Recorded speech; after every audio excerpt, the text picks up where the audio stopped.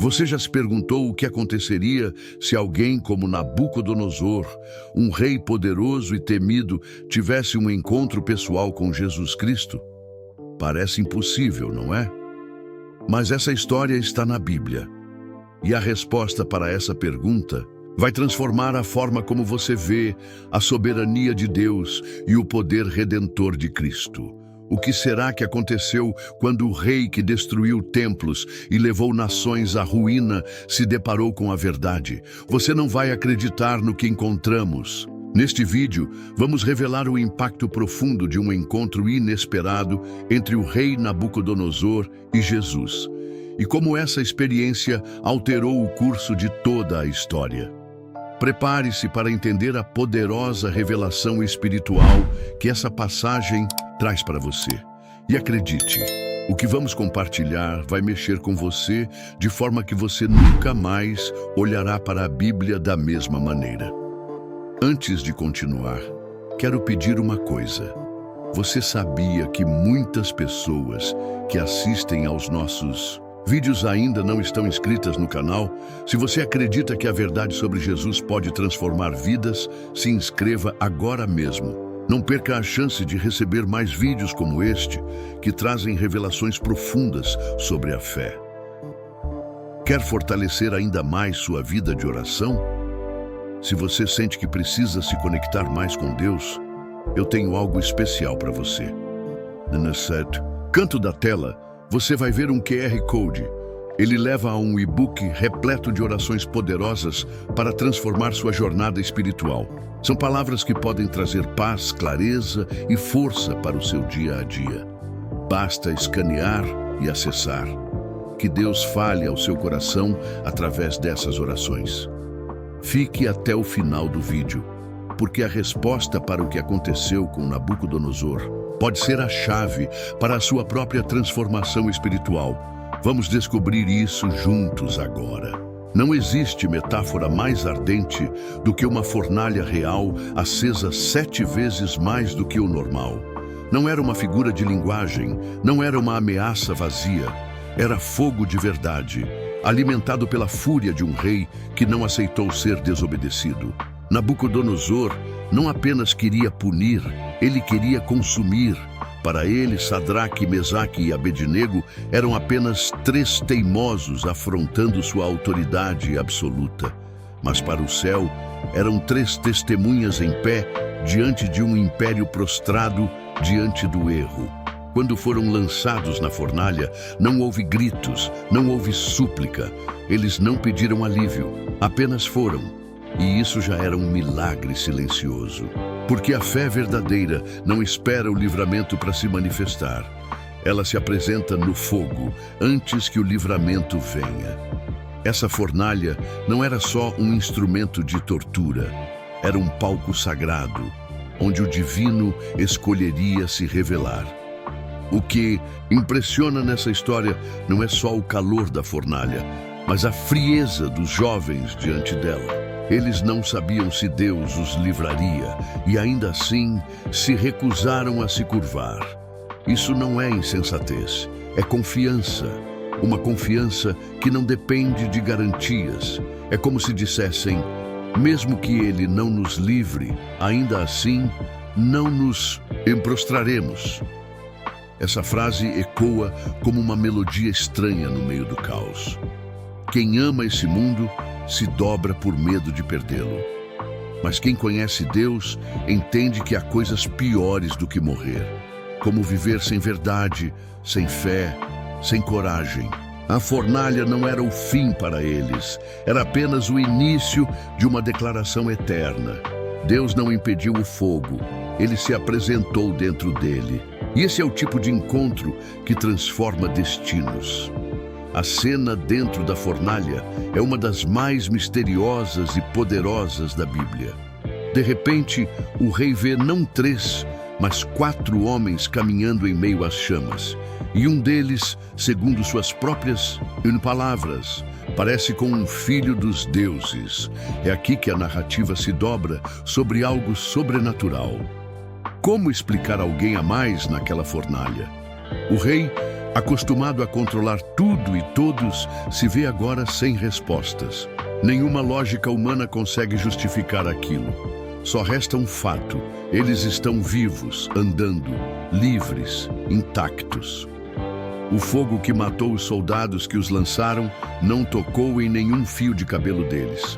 E mais, as cordas que os amarravam se queimaram, mas suas roupas permaneceram intocadas. O fogo queimou o que os prendia, não o que os protegia. Que tipo de poder é esse? A fornalha, que deveria ser o ponto final da história, virou o ponto de virada. O calor das chamas foi vencido pelo calor ainda mais intenso da presença divina. E isso muda tudo. Porque se Deus é capaz de aparecer na fornalha, Ele é capaz de aparecer em qualquer lugar.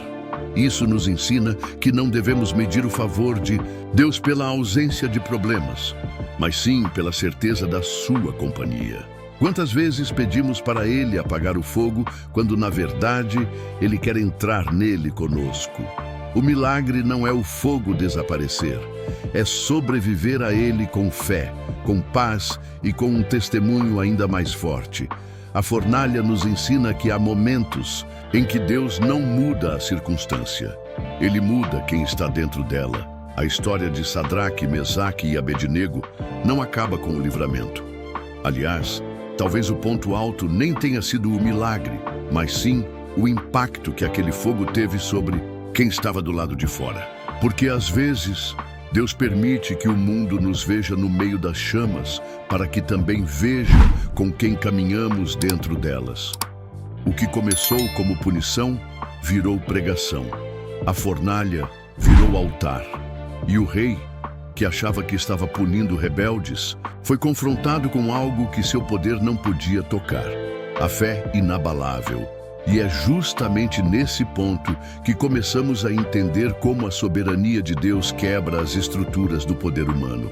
E isso nos leva ao próximo acontecimento, onde quem governava se vê agora governado por algo maior do que ele mesmo. Nabucodonosor era o rei mais poderoso de seu tempo. Sua palavra era lei, e seu trono era cercado de ouro, glória e obediência cega. Quando ele falava, ninguém ousava contestar. Ele decidia quem vivia e quem morria. O mundo inteiro parecia girar em torno de sua vontade. E foi justamente esse homem, cheio de títulos e cercado de honra, que se viu paralisado diante de algo que ele não compreendia. 3 jovens caminhando vivos dentro de uma fornalha mortal. Pela primeira vez, ele não teve controle. A autoridade, que parecia absoluta, se desfez diante do sobrenatural. Nabucodonosor não perdeu o trono naquele momento, mas perdeu a ilusão de que era invencível. E quando um homem poderoso perde o chão, o mundo ao redor começa a mudar. Ele se levantou apressado, não por raiva, mas por espanto. A cena à sua frente não fazia sentido. Os soldados fortes haviam sido consumidos pelas chamas, mas aqueles 3 estavam de pé, caminhando como se o fogo não existisse. E havia outro com eles, um 4º homem. Nabucodonosor não conseguia explicar, mas sabia que estava diante de algo divino. Sua voz, antes carregada de soberba, agora era trêmula. Ele os chamou para fora, não como um rei ordenando, mas como um homem desesperado por entender. Ele viu com os próprios olhos que a autoridade dele terminava onde começava o reino de Deus. E isso o marcou profundamente. Porque o orgulho de um rei foi confrontado pela fidelidade de 3 servos. E a fé venceu. O impacto foi tão grande que Nabucodonosor mudou o tom. Ele, que havia ameaçado com morte quem não adorasse sua estátua, agora dizia que qualquer um que falasse contra o Deus daqueles jovens seria despedaçado. O rei não se converteu, mas reconheceu algo superior. Isso já é uma revolução. Porque quando a autoridade humana reconhece a autoridade divina, há uma quebra de ciclo. O sistema de dominação se vê, por um instante, desarmado pela fé. E é assim que Deus trabalha. Ele usa a fidelidade dos pequenos para tocar o coração dos grandes. A glória não foi dos jovens, foi de Deus. mas eles foram o canal. Eles revelaram, com sua resistência silenciosa, que há uma autoridade que não se curva a tronos terrenos. Esse momento é uma lição para todos nós. Em um mundo onde a autoridade parece estar nas mãos erradas, onde o poder oprime e manipula, a história nos mostra que a soberania de Deus ainda se manifesta. Nabucodonosor era temido, mas naquele dia ele foi quem temeu. Não pelas chamas, mas pelo que viu nelas. Deus não derrubou o rei, ele revelou a limitação dele. E isso é ainda mais impactante, porque quando alguém percebe que não é tudo o que acreditava ser, há espaço para transformação. O coração de pedra começa a rachar, e a fé de quem permanece firme se torna uma pregação viva. Ninguém pode negar uma chama que não queima. Ninguém pode resistir a uma verdade que se impõe pela presença, não pela força. E enquanto o rei tentava lidar com o que viu, enquanto sua mente tentava entender o que seus olhos presenciaram, algo maior começava a se formar nos bastidores. Deus não havia terminado. A história não para no reconhecimento de um rei. Ela se aprofunda na direção divina que viria a seguir, porque o mesmo Deus que se revelou no fogo agora começaria a guiar os passos daqueles que escolheram permanecer fiéis. E quando Deus começa a direcionar, até os caminhos que pareciam sem saída começam a se abrir. Quando tudo à nossa volta parece fora de controle, a pergunta mais comum é: e agora, o que eu faço? Foi exatamente aí que os 3 jovens nos ensinaram algo silencioso, mas poderoso. A verdadeira direção não vem das circunstâncias, mas de uma convicção interna, que não se dobra, não se vende, não se apaga. Eles não sabiam se sobreviveriam, não havia garantia de livramento. O que havia era uma certeza: não importa o que aconteça, não vamos adorar outro Deus.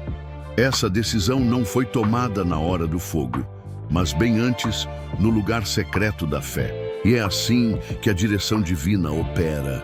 Ela não chega gritando, chega firmando o chão onde seus pés pisam. Quando o mundo tenta empurrar para um lado, a presença de Deus te ancora por dentro. A coragem daqueles jovens não era ausência de medo, era discernimento espiritual em tempo de crise. Eles sabiam em quem tinham crido, sabiam que, mesmo se Deus não os livrasse, ainda assim Ele era Deus. Esse nível de fé não se aprende em livros, mas em vivência com o céu. E essa vivência traz direção. Quando os ventos sopram forte, o mundo corre em pânico, mas quem anda com Deus sente o vento e ajusta as velas. Porque direção não é ausência de tempestade, é saber o rumo mesmo dentro dela. E o rumo deles era claro: permanecer fiéis. Mesmo que ninguém os entendesse, mesmo que tudo se voltasse contra eles. Essa é a bússola do céu. Ela aponta para a fidelidade, não para a facilidade. Deus não os livrou da fornalha. Ele os guiou até dentro dela. Porque às vezes a direção divina nos leva por caminhos que ninguém escolheria. Mas é ali, exatamente ali, que a glória se revela. Quantas vezes oramos pedindo livramento, quando na verdade deveríamos orar por direção? Porque há livramentos que acontecem no meio do fogo, não fora dele. Deus poderia ter apagado as chamas antes que eles fossem lançados, mas preferiu aparecer lá dentro. E isso muda tudo. A pergunta então não é por que Deus deixou, mas o que Deus quer revelar aqui.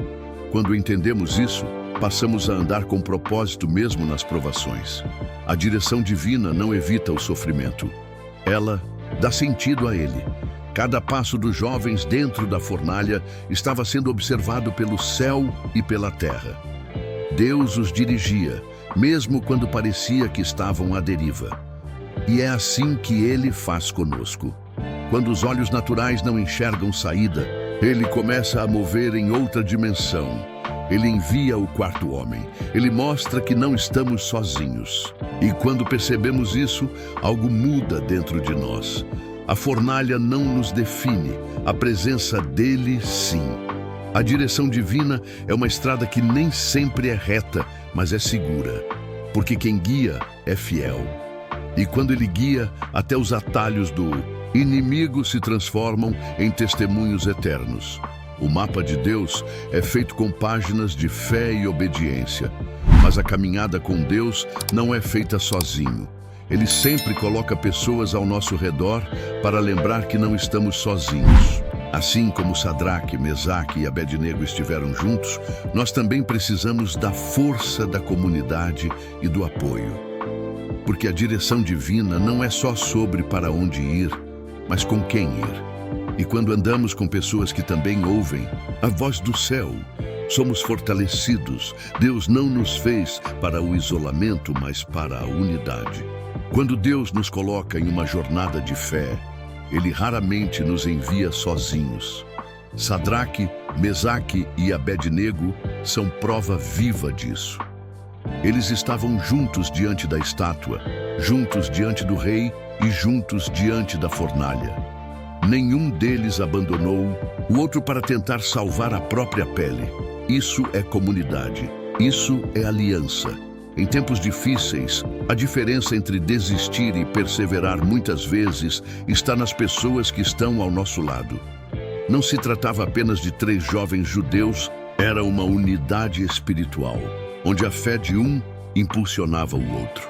Eles sabiam que o fogo seria quente, mas sabiam também que o companheirismo em Deus era mais forte que o medo. E isso muda tudo. Quando um deles poderia ter hesitado, os outros 2 permaneceram firmes. E essa firmeza coletiva se tornou força. Na caminhada cristã, o isolamento é uma armadilha perigosa. O inimigo sabe que dividir é mais fácil que destruir uma multidão unida. Por isso, precisamos estar cercados de pessoas que também amam a Deus, que também se recusam a se curvar diante do sistema, que também estão dispostas a enfrentar o fogo. O apoio da comunidade não é só sobre palavras de incentivo, é sobre presença, é sobre estar ali, mesmo quando tudo parece ruir. Quando os 3 jovens foram lançados na fornalha, foram juntos, e isso fez com que a presença de Deus também viesse para todos. O 4º homem apareceu no fogo quando eles estavam em unidade, não separados. Isso carrega uma mensagem profunda. Há bênçãos que só descem quando há comunhão. O céu responde ao coletivo. Quando Jesus orou por seus discípulos, ele pediu que fossem um, assim como ele e o Pai eram um. A força da igreja está na unidade. A força da família está na comunhão. E a força da fé, muitas vezes, se revela através da mão estendida de um irmão que ora por você, que caminha com você, que acredita em você mesmo quando você está fraco. Porque às vezes a sua fé será sustentada pela fé de quem caminha ao seu lado. A presença divina no meio do fogo não apenas protegeu os jovens, mas marcou uma geração com um testemunho coletivo. Nabucodonosor viu algo extraordinário ali. Não só 3 pessoas que não se queimavam, mas um povo que se apoiava.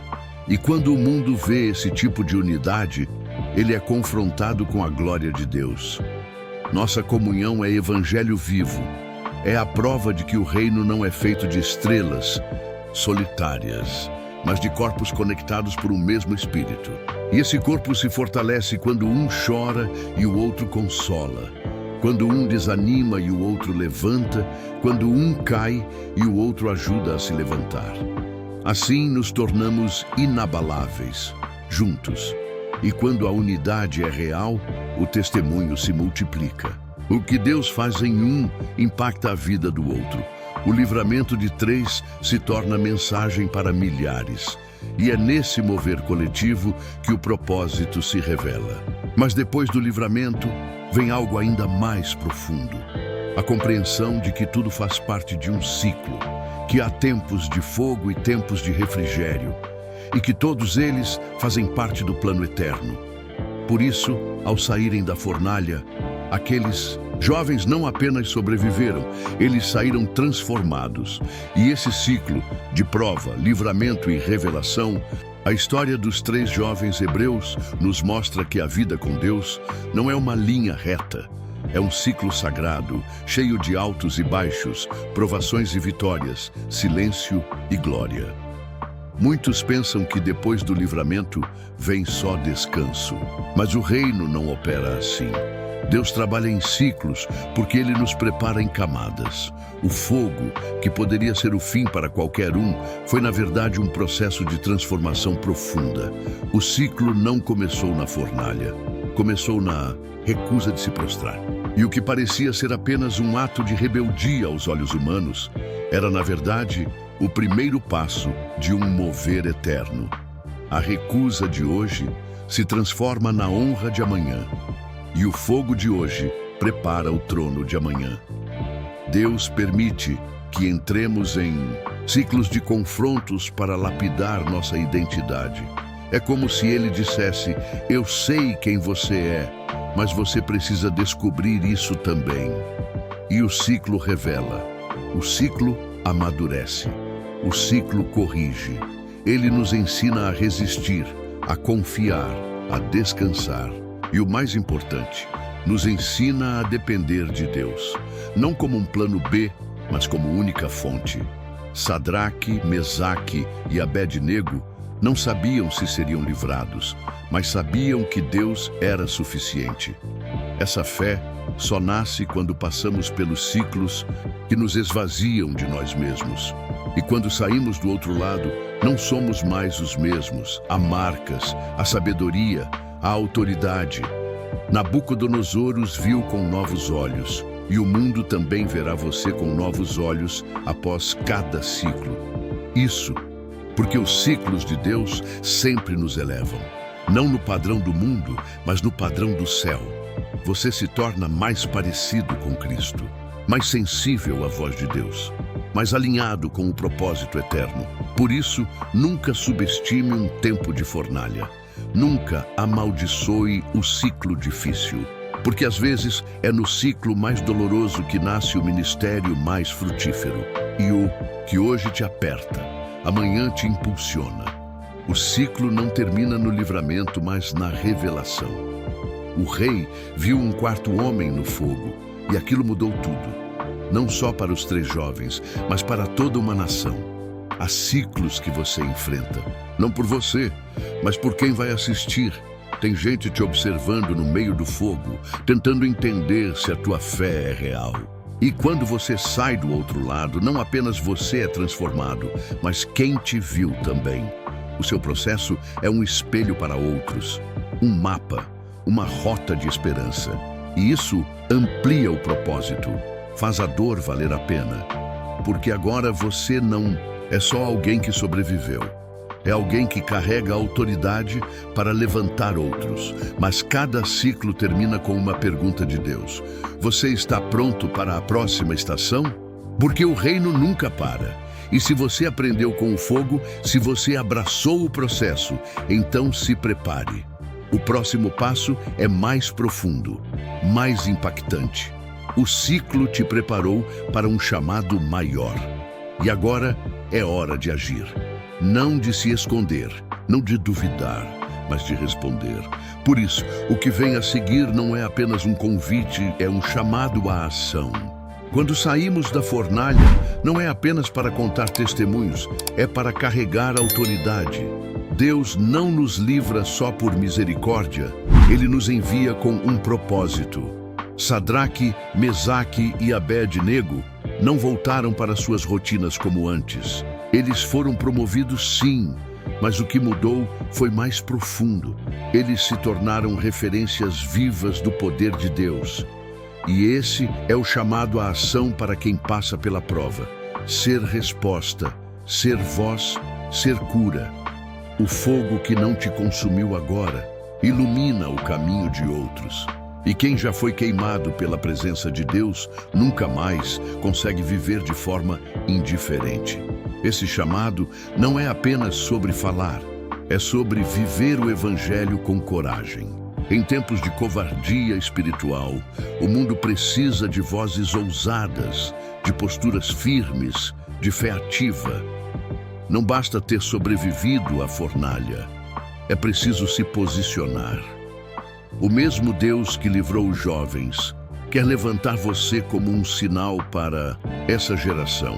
Há vidas presas no medo, na dúvida, na idolatria moderna.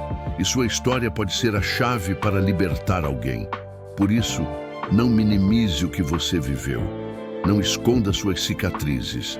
Elas são prova viva de que Deus ainda entra em fornalhas por amor aos seus filhos. Responder a esse chamado é entender que a fé sem obras é morta. Que dizer "eu confio" e não agir é incoerente com o reino. Os 3 jovens não apenas disseram não à idolatria, eles mantiveram o não mesmo diante da morte. Essa é a fé que move montanhas. Fé que não negocia valores. Fé que não se vende por conforto.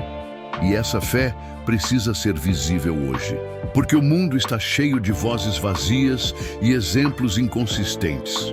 Mas quando um servo de Deus se posiciona, o inferno treme.